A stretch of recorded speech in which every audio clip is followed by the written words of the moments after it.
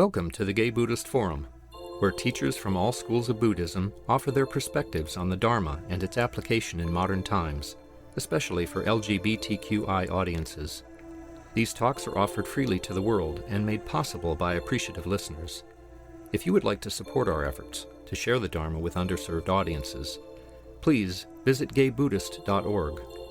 There you can donate, find a list of upcoming speakers, or enjoy many hundreds of these recorded talks dating back to 1996.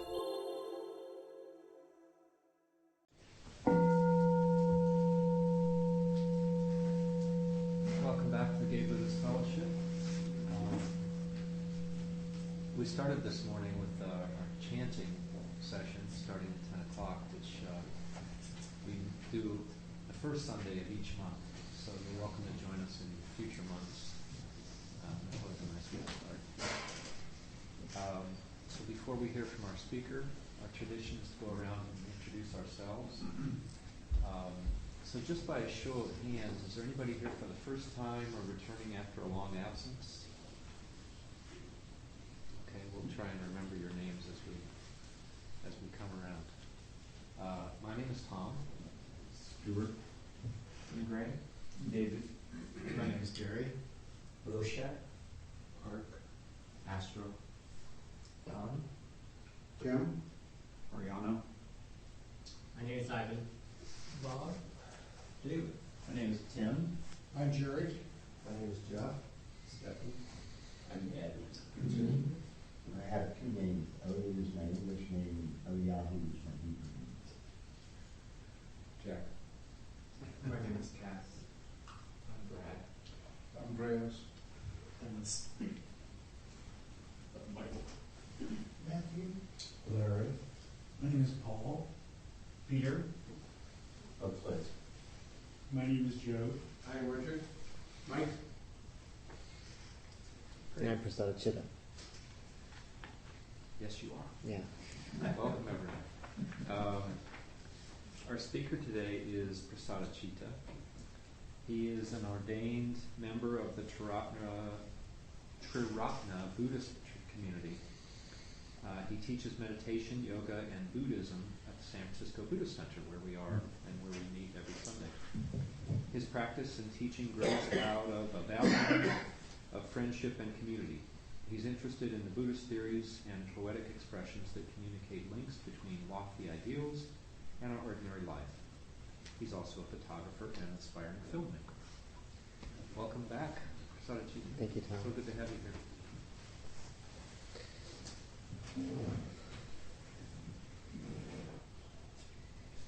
I was sent that a few months ago and asked to make an addendum if I felt like it. I'm sitting here now, and I basically just procrastinated to do it. So, and I'm sitting here. Do an improved version? No, I'm sitting here realizing how kind of nice it is to be read out something you've said about yourself 2 or 3 years ago. I look forward to. Now I don't want to change it. I look forward to hearing what I had to say about myself 10 years from now.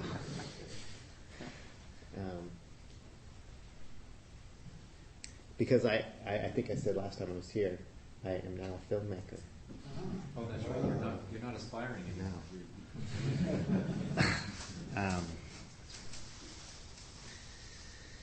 So I'm going to talk a little bit this morning.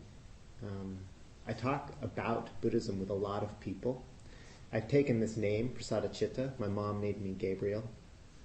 But there's one of the you just do these things. When you practice with a tradition, you just do things that they do, and that's one of the things they do. And we were suggested that we actually take that name. There are work situations. People who write my checks call me Gabriel.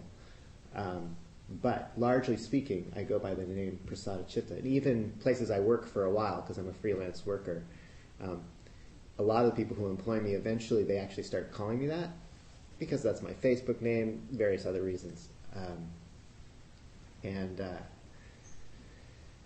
The up and up of it is that because I have this funny name, I end up talking to people about Buddhism more often that's one of the follow-on effects.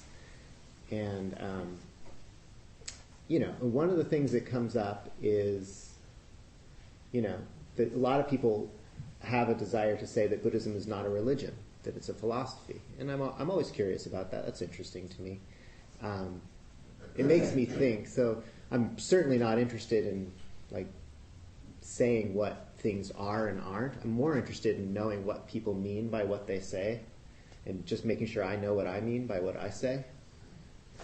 And so I'm curious, so what is a philosophy to you, and what is a religion to you, et cetera, et cetera. So it's something that I roll around in my head a lot, because I think a lot of words in our culture remain undefined and explored from various perspectives, and we often find out that we mean different things when we say exactly the same thing to each other. So that is all a preamble to giving you the name of this talk that I'm going to give, which is why Buddhism is a religion to me. And before I give that talk, and not unconnected with that theme, I would like to just rejoice personally in my teachers. I've been practicing Buddhism formally for around 15 years now, and in that time I've come in contact with a lot of people both inside and outside of my community, the Triratna Buddhist Community, and I owe a huge amount of gratitude, or I hope just a huge amount to all those people, some of whom are very close teachers of mine, who stay in regular communication and who just listen to, gosh, there must be just thousands, maybe just thousands and thousands of hours of me talking about myself. And then I have the opportunity also to listen to thousands and thousands of hours that other people talk about themselves. But not just talk about themselves, but talk about themselves in a very, beautiful context that has to do with people's deepest aspirations, their deepest desires for life to be meaningful. So that's what being part of a tradition is about, and I am immensely grateful. And I could just list off all the names of people that have just had really deep impacts in my life. Some of them I've never met, and who, passed away before I even began practicing, beginning with the Buddha. And the founder of our tradition, Sangha, who is in his 90s and still alive, and still commenting on us and what the tradition is about. So I just hope that whatever I have to say does justice to the power and meaningfulness of the tradition that I'm a part of, both my own and broadly. And that's where I want to start. And I hope it's helpful for you, and I hope it's helpful for me. And I will also say that I really appreciate this space that all of you create every week right here below my home. And even though I don't always make it, I know you're here, and I feel good about it. And I hope that's the way we all feel when we don't make it to something that's meaningful for us. Like that we don't give ourselves flack about it. Just feel good that it's available. I can't say that I always make that aspiration true. Sometimes I just feel bad about myself for not making a thing that I want to make.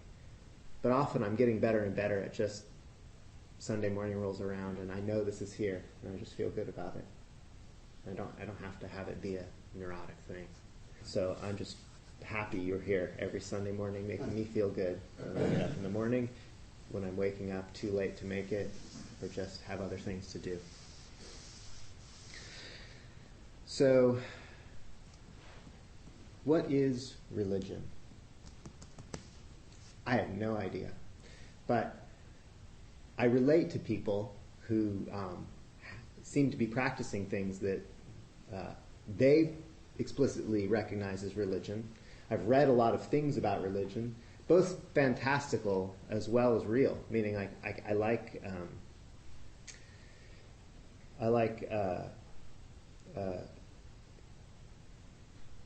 imagined stories, like J.R.R. Tolkien and these kinds of things. Like, people make up things that are religions that don't even exist in reality, which I think is an interesting way to explore what something means. Rather than just look into the real world, what are authors creating, that we can recognize as religion? I say that to kind of paint a broad picture about what sort of cultural consciousness is around a thing, right? It's not just what actually is, but it's what we imagine to be a thing, right? Through all kinds of mediums, culture, music, dance, and meeting together, talking about it. So things are changing, but there is something that's called religion, and I'm trying to figure out what it is sometimes, so I can figure out, am I practicing a religion? So what I can say is that I've related to a lot of people and emoted and empathized with them, people who practice other religions, and what I've seen is that and there are probably lots of dimensions to what you could call a religion. Today I'm going to kind of focus in on one that has occurred to me recently that I'm interested in. And that is that it seems that religion creates a whole new orientation of one's emotional understanding of the world. Let's say the emotional landscape. The emotional landscape seems to change in relation to what religion is. I've never practiced Christianity, but I've been with somebody who talks about feeling the love of Christ, and that Christ loves everyone. And there's something about that idea that changes that person's whole way of relating to what emotion is.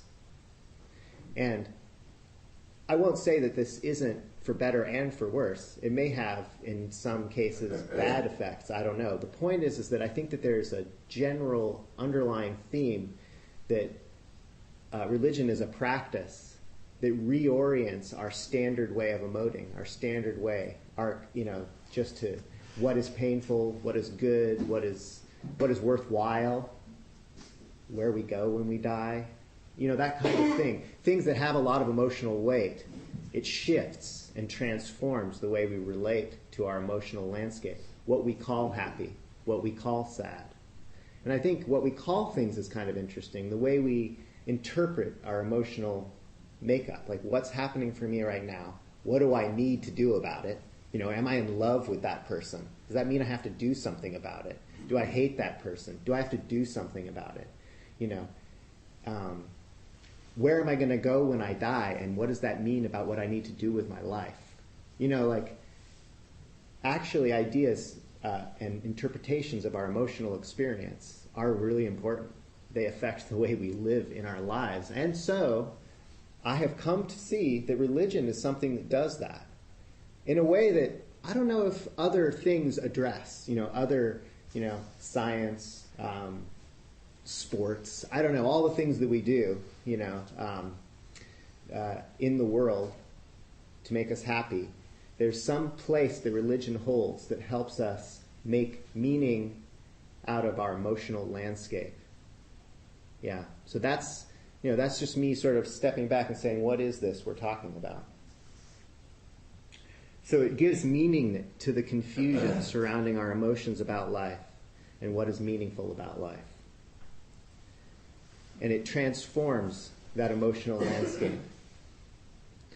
So these are the parallels I see.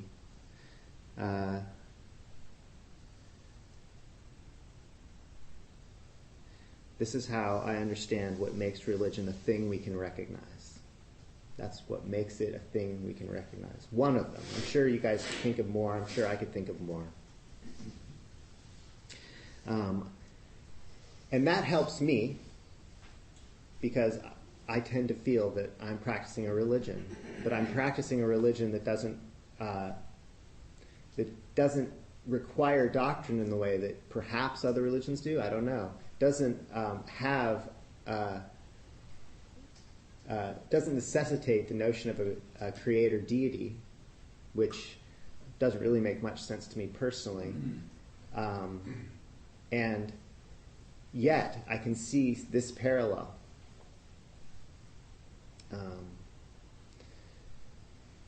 And so now I'm going to, so that's basically like what is religion. So perhaps you can enter into my understanding of what religion is for a moment. You may have a different one.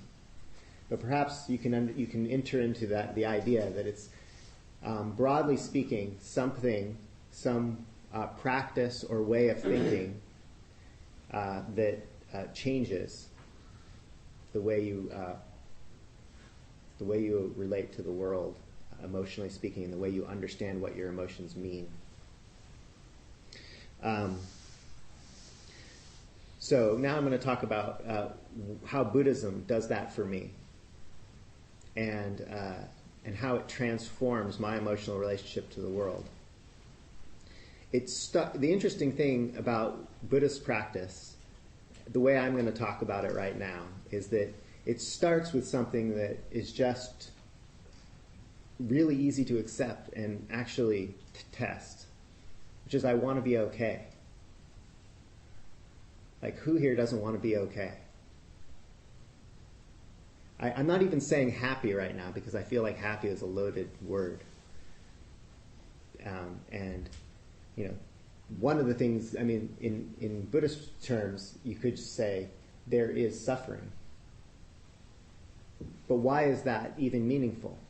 That's meaningful because we want to be okay. We aren't sure what okay is exactly. We have some things we put in that category. But we really want to be okay, and I think if we ask ourselves deeply, and I mean this in like a felt, physical, emotional way that you feel down at the bottom of your belly, there's something to me when I say I want to be okay, I feel it, I respond to it. It's true for me. I want to be okay. And you know what? I know that you all want to be okay. I know that whatever I mean by that, both intuitively and through all of my experience, I know that you all want to be okay. And I know that I'm often very confused about what being okay means. Often, I think, does being okay mean having health insurance? Does it mean that I need to have a family that I relate to regularly? I'm just sharing a few things that I've had a lot of confusion over my, recently. I never had a nuclear family. It was just my mom and I. And I always felt that I was missing something that everybody else had, and therefore I wasn't okay. That's just one thing. There's so many dimensions of being okay. My understanding of, being a gay man, and I'll just share that I'm not a gay man, but that in a society that's highly homophobic and often demonizes homosexuality, you're not okay, right? Like, does that mean I'm not okay? Does that mean there's something wrong? There's so many dimensions to not being okay. This world is throwing them at us left and right. And it confuses us and it hurts us and we wonder. But we know what's true. I want to be okay. And we have to cull through what that means. And finally we realize, that a lot of the things that we thought were not okay are okay. They are okay. So why did we feel that they weren't okay? Well, a lot of reasons. People told us. We just thought that for some reason or other. I don't know. We're going to die. Is that okay?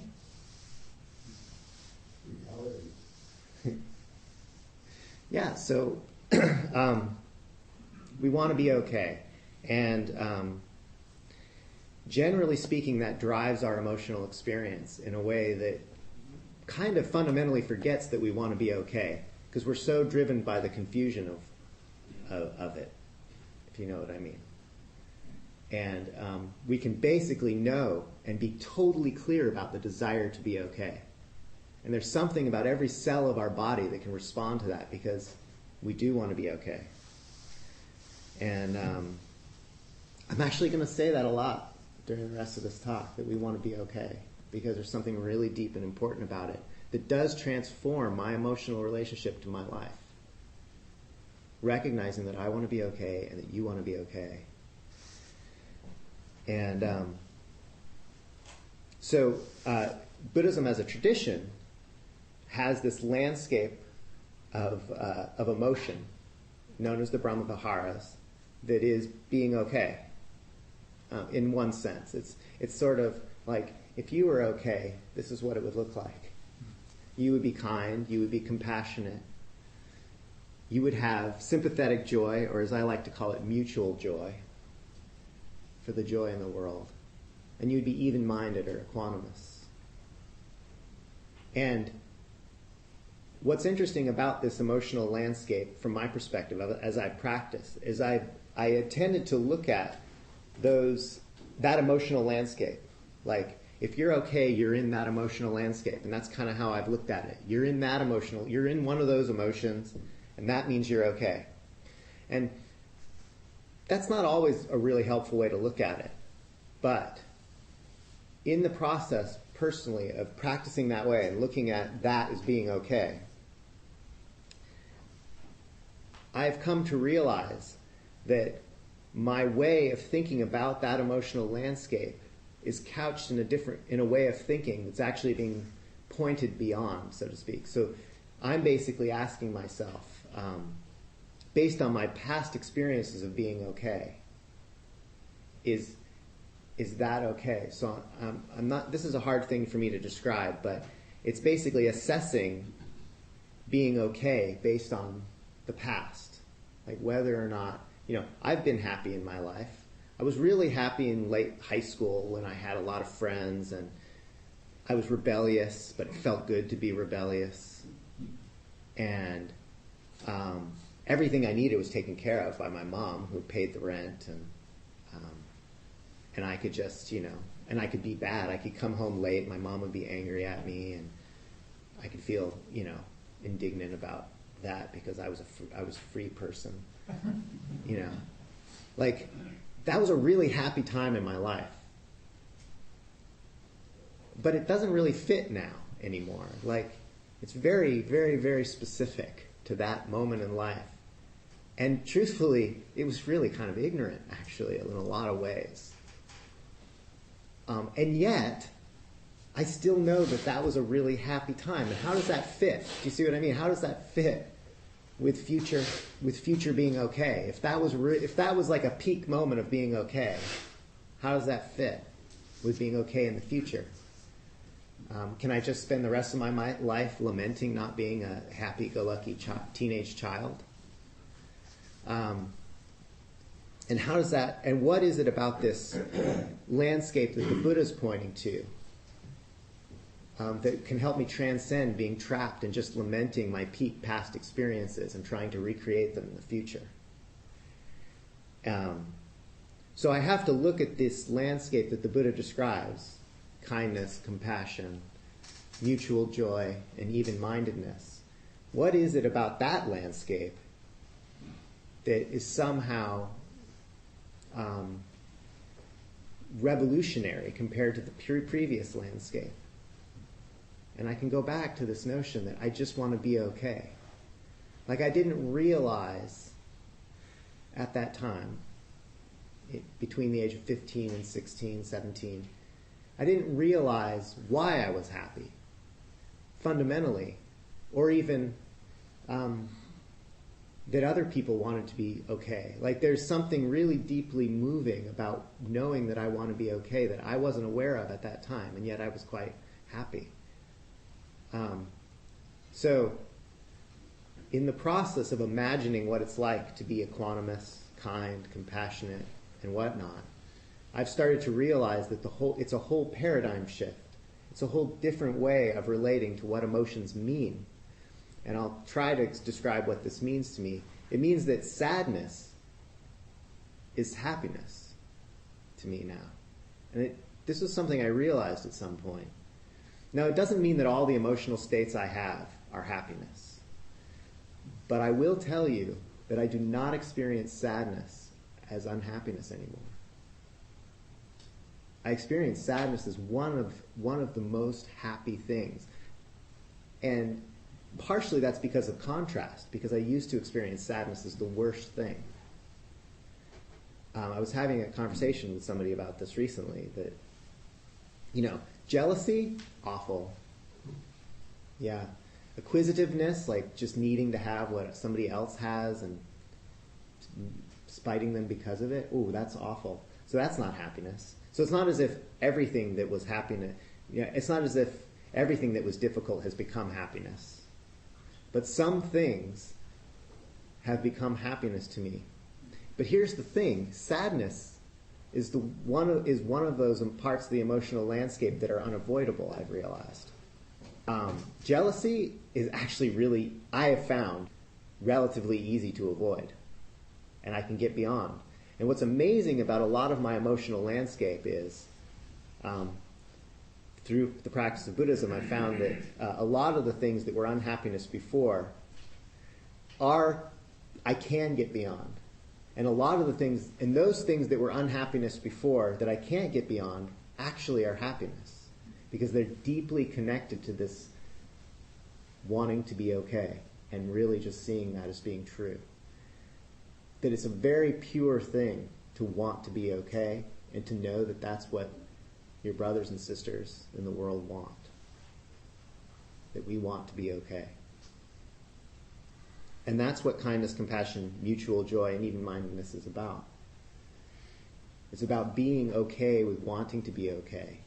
And being very clear about right now what okay is. Okay is really knowing that you want to be okay. And whatever's happening with your emotional states, interpreting them within that context. So if you're angry, it's just that you want to be okay. If you're sad, it's that you want to be okay. If you're jealous, it's that you want to be okay. And if you see things through that lens, it evens everything out. We just want to be okay. And you guys want to be okay. And everybody wants to be okay. So, I know that I haven't said a lot about religion, but there's something in Buddhism called going for refuge. And and this is something that we talk about a lot in my tradition, and a lot. And I get bored of it. Let me just tell you. We talk about it too much. But it is really important, I realize. This is when you hear a thing a lot. So I don't know if you've all heard about going for refuge, but our founding teacher basically emphasized it so much that he's basically saying that the central act of a Buddhist is to go for refuge. And that everything else, that there's all these other things you might do. You might meditate, you might watch your mental states, you might be generous, all kinds of other things. Those are all just different ways of going for refuge. The central act is going for refuge. And, you could ask, the thing about that is that obviously Sangharakshita, my teacher, has some message that he's trying to get through. That he has some relationship to the way he thinks people relate to Buddhism, that he thinks it's an important message. And it's one that I've had to kind of roll around in my head. Like, what is that about? What is that message? And I'm still processing that. So wearing this and practicing in community and coming here and talking and meeting with my Dharma friends weekly to talk, they're all acts of going for refuge. And I'm trying to figure out what that means. So I'm going to, at this point, just share a few of things of what I remember of Sangharakshita's teaching about what going for refuge is about. And he speaks of going for refuge as having levels. And that I don't really like a lot of the way he presents it, because I feel like sometimes he has this first level, it's called cultural going for refuge, and I feel like it's somehow not very good to the notion of cultural Buddhism. The idea is that you go for refuge because it's simply what you inherited because of your context. Yeah? And so that's one way of going for refuge, that essentially the context within which you were born or come into basically gives you this idea of this is the thing that will make meaning in your life. And you accept it. You just accept it. And this would be akin to basically taking whatever religion your parents gave you. And then you go through, then there's another level of going for refuge where you actually sort of engage with the thing, like, is this right for me? And you're questioning it, and you're like, oh, you actually want to know, well, what's it about? And the thing is, at that point, you're viewing it from the perspective similar to me trying to view happiness, like my previous happiness, based on future happiness. Like, what can this thing give me that isn't beyond the way I understand how I make myself happy in the first place, right? Like, do I always have to be like rebellious and free like I was when I was 15 to 16 to be happy? And how does that relate to this thing that I'm being given? So you're kind of putting your religion in the context of previous experience. And the interesting thing about it is that Buddhism as a kind of nebulous tradition, you can do that. You actually, it addresses however you come to it. And we could get into that. But the next level is where you actually have some experience of it helping you in a different way, being happy in a different way than you're used to in the past. And then the idea is that it starts to have some traction, and you start to feel actually that it is a way of being okay truly. Like, it actually meets your deep desire to be okay in some way, and you start to feel its actual impact. And that beyond that, there's this idea of real going for refuge. That is that you are not different than the thing you're going for refuge to. There's no more going for refuge. You are the refuge. I think roughly that's how it is. There might have been an intermittent one in the way he was teaching it. But I will now just describe that going for refuge means saying that the thing that you're doing is the thing that will truly make you okay. Let's just put it that way. That you orient your whole life in a certain sense. It doesn't mean that you reject any necessarily. You might reject some things in your life, called renunciation. But it means that your life in general starts to become oriented around the idea of going for refuge to the three jewels of Buddhism, which are the Buddha, the Dharma, and the Sangha, which are said to be, in a certain sense, not separate things, just sort of different facets of the same jewel. And I'm wearing a kesa which has three jewels on it. Those are the Dharma, the Buddha, the Dharma, and the Sangha.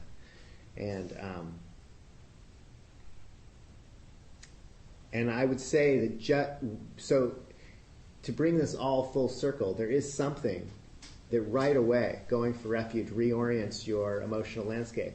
And it's almost like there's no big deal to it. It's as if simply deciding to reorient your life does change your emotional landscape. Now, this can have bad effects in the sense that people can become dogmatic, they can become self-righteous. There's a lot of ways that your emotional landscape that can be transformed in ways that I think most of us would recognize as not being something we want to happen. Let's just put it that way. But there is something really valuable in actively deciding to transform your emotional landscape. And I would suggest that going for refuge, while it can in the interim have some negative impacts that I've seen in my own community and in my own self, that the resources are there to actually keep transforming in a way that sheds all of that and basically just leaves you with kindness, compassion, mutual joy, and even-mindedness.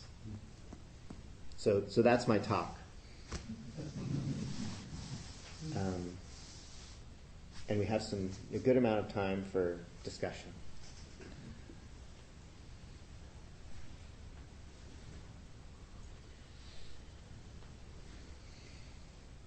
About 10, 15 minutes. Thank you very much. One of the things I liked was early on talking about being okay. It reminded me of a cartoon from the New Yorker many decades ago, during the time when the issue of pornography was being brought before Supreme Court asking them to define it. And in this cartoon, two Supreme Court justices are walking along the street, and one saying to the other, I can't define smut, but I know what it is when I see it. And I think being okay is not necessarily being able to define it, but you know it when you feel it. Yeah. Thank you. Cass. Thank you for the talk. What would you care to share, like what you see as some of the possible negative consequences of seeking refuge? Is it things like tribalism? Sure, tribalism, self-righteousness. Those are all that come to mind right now, and probably a manifold things related to those things. Yeah. Do you have any opinion about the Super Bowl? Is that happening today?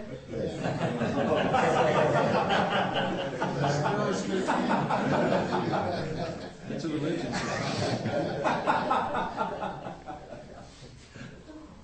So I have a question. So by your definition, like, does psychotherapy fit in there? Right? So people look at it and they say, oh, you know, I'm told this will help me. I experience it. It does help me. And now I go to it for refuge because it helps make me okay. And it reorients how I deal with my emotions. It reorients how I converse with other people and interact with other people. Where does it fall short of being a religion? I would personally, my way of operating would not be to like, because I don't know much about psychotherapy. It would be a bit more like what he's talking about. Like I'll know it when I see it, in the sense of like if I had a friend that I knew and was talking to me about their therapy a lot, and I would feel like I would, do you know what I mean? Like I don't know, for some maybe, for some others, and for that matter, Buddhism may not be a religion for some. So it's more like, it depends on the exact experience of the person doing it, I would say. Yeah. Clint. I want to piggyback on an earlier question. I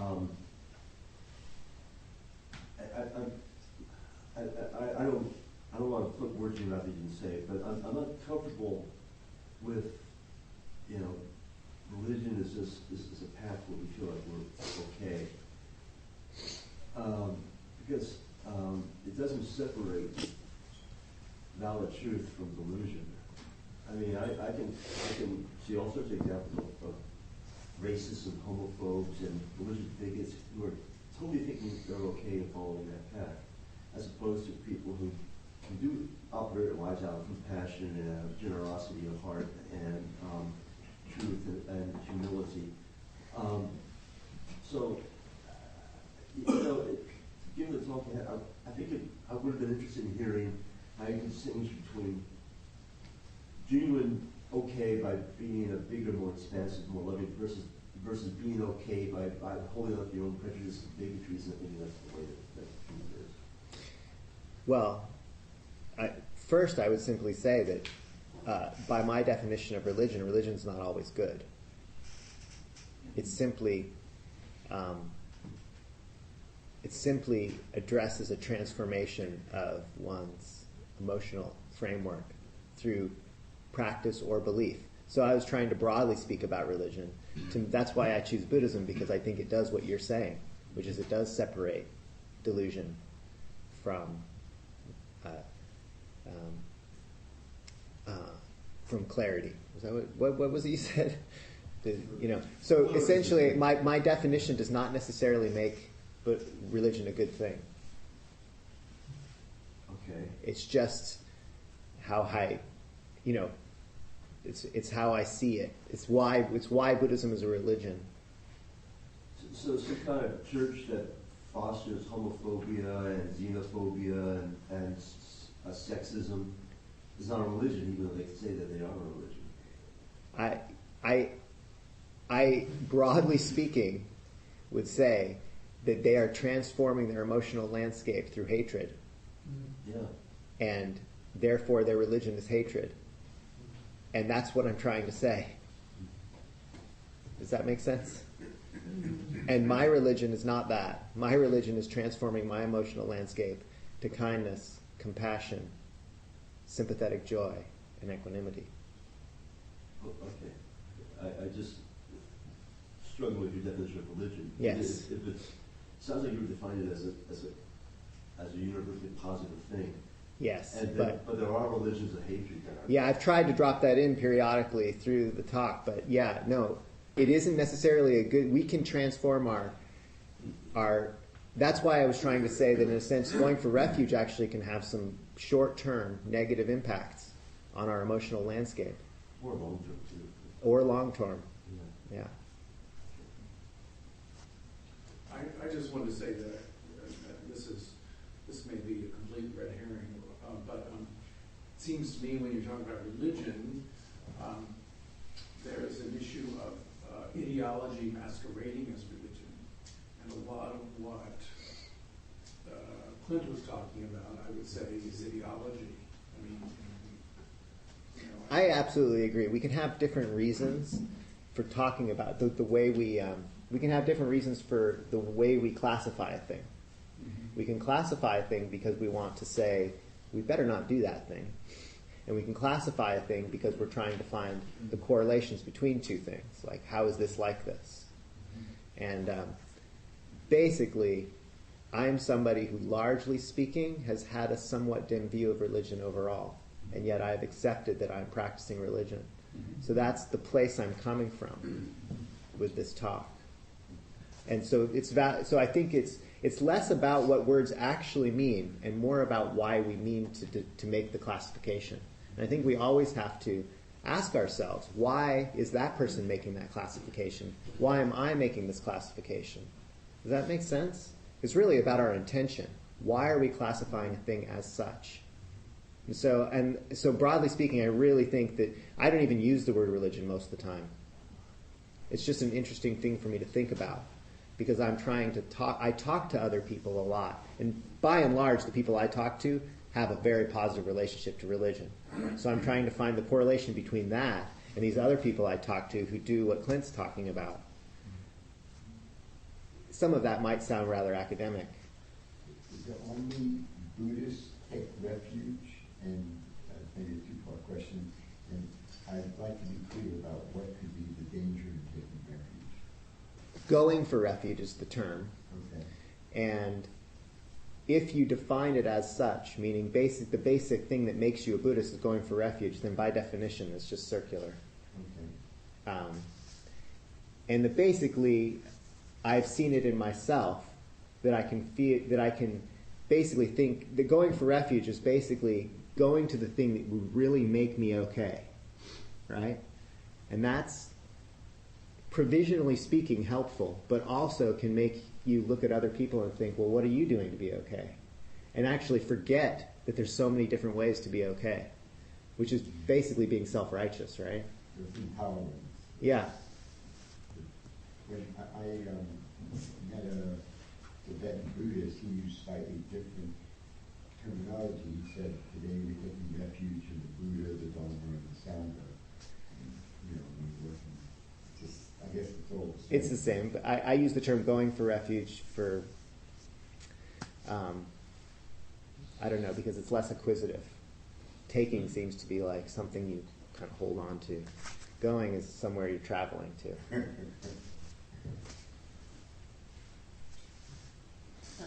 What is, do you have any thoughts about worship? I do. But what more specifically would you be curious about? I would say that that's a common attribute and sort of a supreme value of many religions. Mm-hmm. is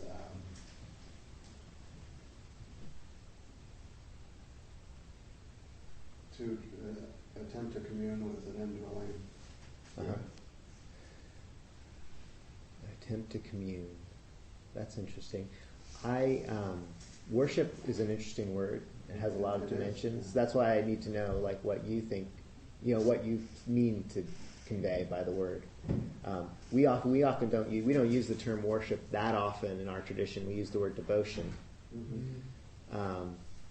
And I'm comfortable with the word devotion because it connotes basically going for it's an aspect of going for refuge, and it's like at the beginning of this talk when I was just trying to remember all my teachers, and there was a sense of devotion in that.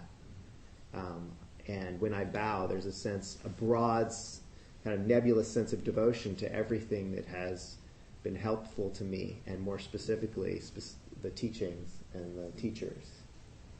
So I call that that's what's in mind when I say worship. Beyond that, our tradition has a lot of imaginative access to the minds that dwell in kindness, compassion, mutual joy, and even-mindedness. So together as a community, there are different figures that we imagine together and talk about them as if it's a little bit like fantasy fiction.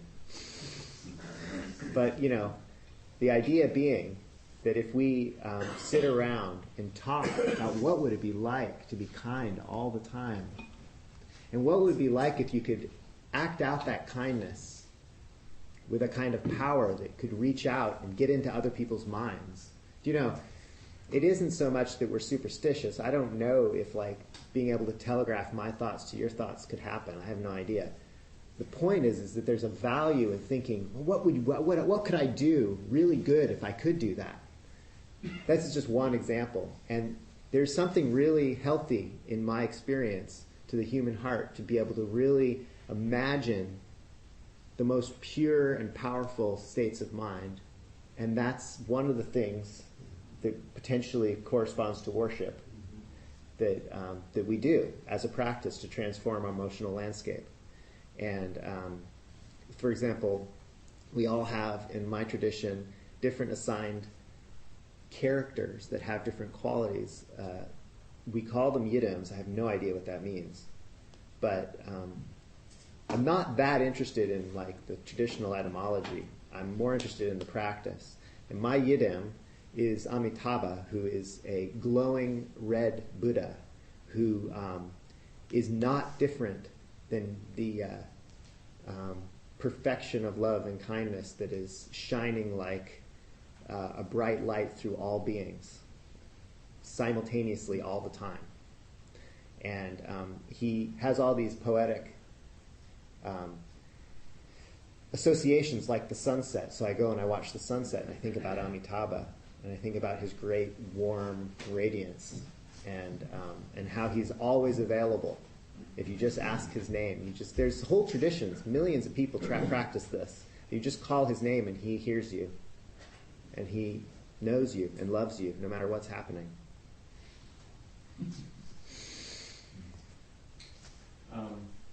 Your thought-provoking talk. Actually, what's your Yidam's name again?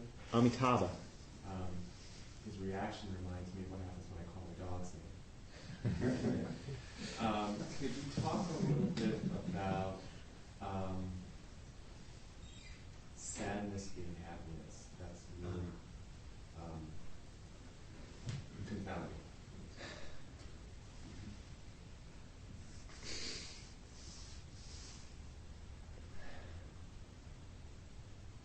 It's true.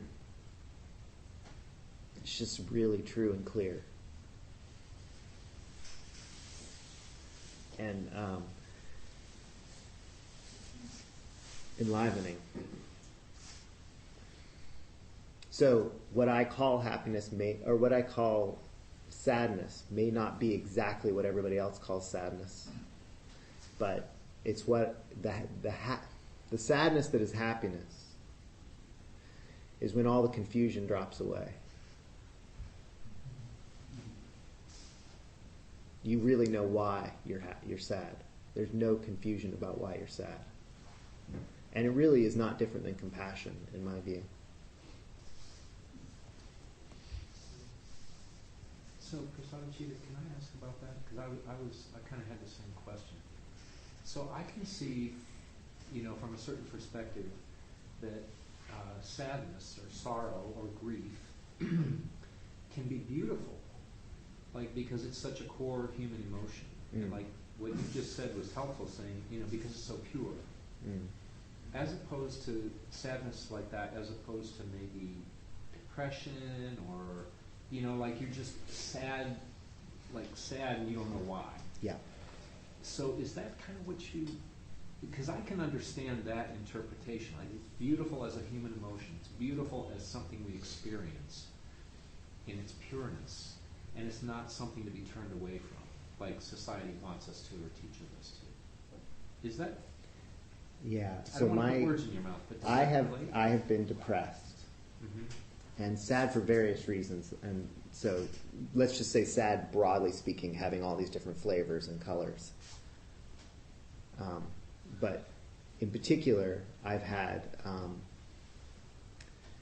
I've had the sadness of being in a practice context where I feel disconnected from the people I'm practicing with, and actually feeling a little bit like I didn't think there was any value to what I was doing. And this kind of thing can happen when you're meditating. And I'm using this as an example because I think broadly speaking, it's not, I wouldn't reduce this to the one way it can happen, but at that moment, I was willing to just look at it and say, do I really want to be here? Do I really want to be with these people? Do I really want to be sitting here for hours on end doing nothing? Right? And it was really, and I really, felt bad about it. I just, and there was something where there was a clarity that occurred in that moment where I didn't stop feeling like the uselessness of things, and yet I really understood that the reason I was unhappy was because I wanted to be okay. I know that's and I knew it deeply and clearly, and I was happy in a way that was sad. It was just totally clear that that's why I was there, and that would have been, that no matter where I went, that would have been true. I no longer attributed my environment to having some problem. Or does that make sense? It just seemed completely right and okay to be like that. Yeah, but I think that's an epiphany of realizing why I'm sad, as opposed to saying sadness is happiness. Well, my basic, yeah. I mean, because you can be sad, but once you have the realization, I know what's driving this. But I wasn't, but I would call what happened at that moment happiness. And yet, it was not like happiness in any ordinary sense. It's not ecstasy. That's why I feel like I have to say happiness can be sadness. I don't know how else to say it. I'm sure that doesn't make any sense, so actually it's also not true. Okay. Moshe, you had a question, and we're almost out of time, but we've got... Yeah, well, first, I think what I hear you saying, which makes, I can be at peace or alive feeling sad, but I think what you're saying is behind the sadness is the opportunity for happiness and deep contentment, versus it's the same experience. I don't know if that makes sense.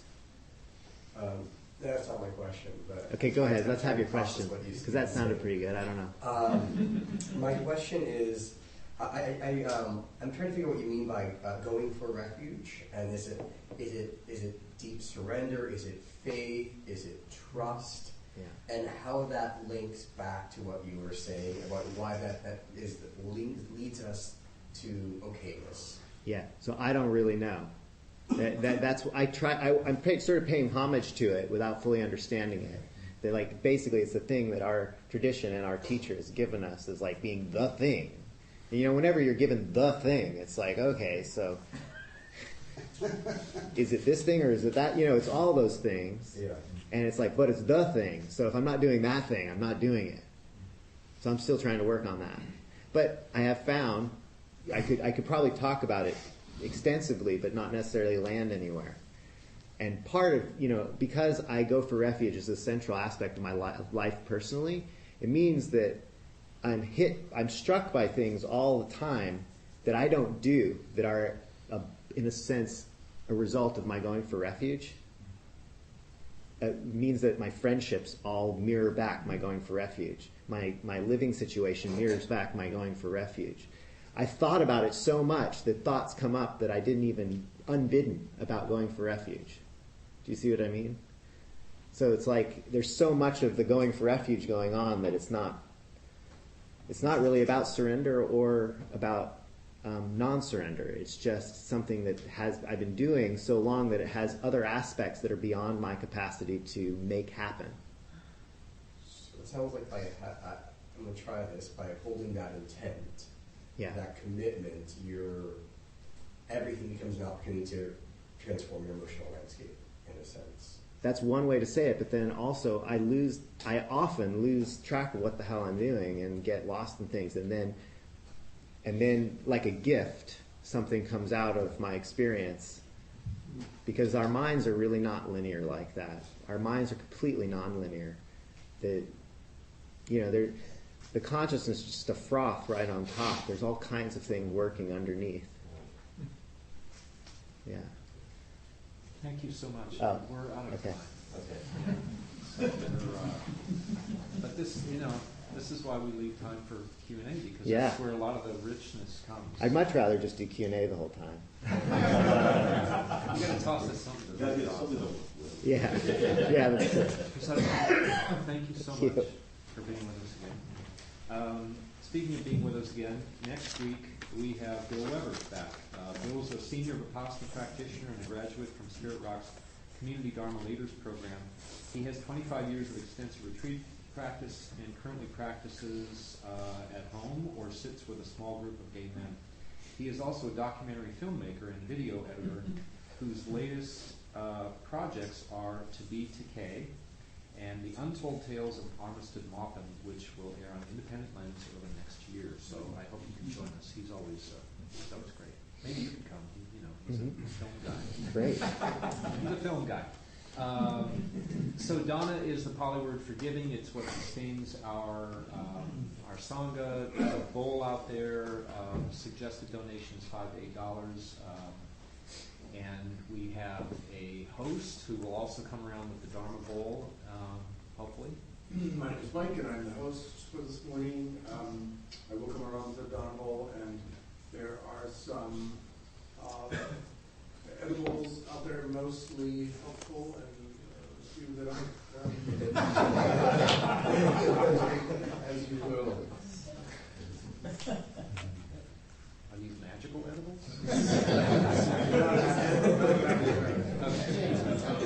There's a sign-up sheet on the Cadenza as well. Yes. If anybody wants to add their name to our mailing list. Right. And then at 12:30, people gathered at the back, the front door to get a lunch. That's true. That's true. Jim. Yes, I would just like to recommend a novel by George Saunders called Lincoln in the Bardo. Yeah, good book. It's astonishingly moving. He's both a Buddhist and a Catholic. And Buddha and the Bardo, B-A-R-D. Lincoln in the Bardo. Abraham Lincoln. Yes. Based on a legend that after his beloved son Willie died, he went to the tomb and took the body out and cradled it. Thank you. Yeah, and I highly recommend it. I would like to recommend the movie I saw yesterday around the corner called Coco, C-O-C-O. It's about the Day of the Dead. I don't think Pixar Studios have done anything better. Oh, Thank you. Thanks. Okay, so any other announcements? Yes. I just want to acknowledge you, Tom, because the past few weeks you've been really holding it down here, and like just organizing and facilitating, and just want to acknowledge that you've been doing a lot for So that's actually a great segue into what I had not planned to say, but service. Service to the sangha is self-sustaining for like 25 or 30 years, and it's only because people just sort of step up and do things. So I do it to give back because the idea of this not being here makes me sad. That sounds like a very positive emotion. I'm so happy about that. So we have a social period afterwards, so please trying to say hi and make feel welcome. Mostly Cosmo? No, Astro. I was close. And did I miss anybody else first time? Mariana. Yes. So let's gather in a circle for our dedication.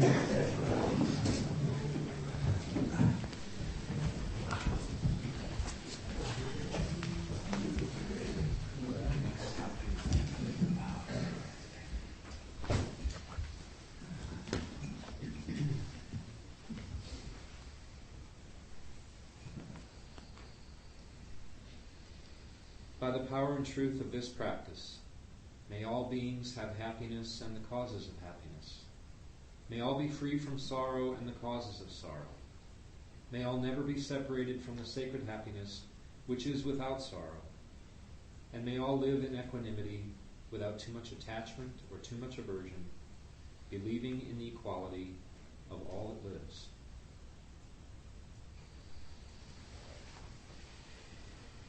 Thank you, everyone.